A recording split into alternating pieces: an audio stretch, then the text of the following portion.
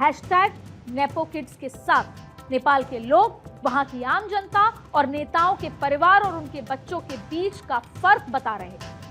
नेपाल की जनता में बढ़ते इस गुस्से के 3 पॉइंट्स थे।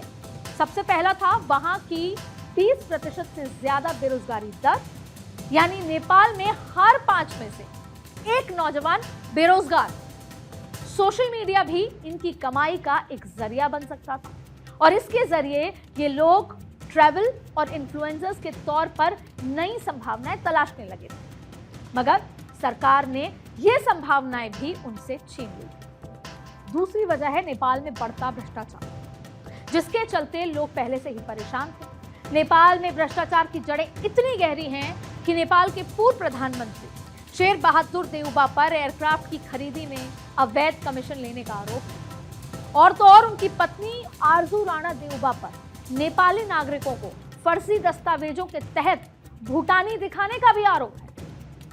CPN-MC के हेड और 3 बार प्राइम मिनिस्टर रह चुके पुष्प कमल दहाल पर माओवादिस्ट गुरिल्ला फाइटर्स के लिए आए अरबों रुपए को हड़पने का आरोप है। और CPN-UML के हेड और KP ओली पर भी सुप्रीम कोर्ट के आदेश को तोड़ते हुए एक टी एस्टेट को कमर्शियल प्लॉट में तब्दील करने का, बदलने का भी आरोप है। 3 और प्राइम मिनिस्टर पर भी सरकारी जमीन प्राइवेट संस्थानों के नाम करने का आरोप। और अब तीसरी वजह रही नेपाल में आम लोग और नेताओं के परिवार, खासतौर पर उनके बच्चों की लैविश लाइफस्टाइल, जिनको लगातार सोशल मीडिया के जरिए एक्सपोज किया जा रहा है। सोशल मीडिया पर बैन लगा तो मैसेज गया कि इस आवाज को दबाने की कोशिश हुई, तो नतीजा सामने आ चुका है।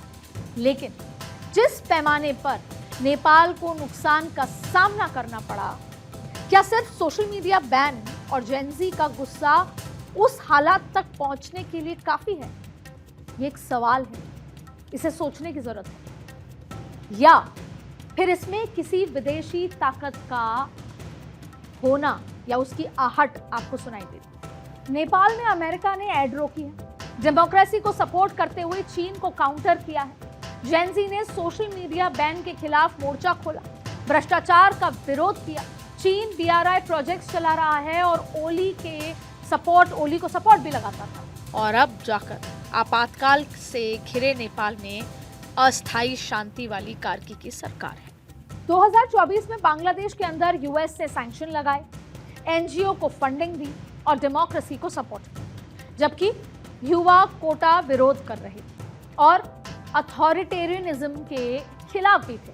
जबकि चीन पद्मा ब्रिज के जरिए BRI प्रोजेक्ट्स को बढ़ा रही थी और नई गवर्नमेंट को लेकर इन्फ्लुएंस भी कर रही थी। आखिरकार हसीना को भागना पड़ा और अब इंटरिम गवर्नमेंट। फिर 2022 में श्रीलंका के अंदर US ने $2.9 बिलियन की IMF बेल आउट दी गई, जिसके जरिए चीन को काउंटर किया, जबकि युवा इकोनॉमिक डिफॉल्ट और नेपोटिज्म के विरोध के साथ मोर्चा खोले हुए। चीन हम्बनटोटा पोर्ट के जरिए डेट ट्रैप में फंसा हुआ था और इन्फ्लुएंस कर रहा था, और जिसके चलते राजपक्षे को भागना पड़ा और अब रिकवरी शुरू हुई। नेपाल हो, बांग्लादेश हो या श्रीलंका, तीनों संकटों में US ने डायरेक्टली प्रोटेस्ट को लीड नहीं किया हो भले ही, लेकिन डेमोक्रेसी या ह्यूमन राइट्स के जरिए जेनजी मूवमेंट को सपोर्ट जरूर किया। नेपाल में एड फ्रीज ने इन्फ्लुएंस कम किया, जबकि बांग्लादेश में सैंक्शंस और श्रीलंका में IMF के जरिए ज्यादा एक्टिव रोल प्ले किया गया।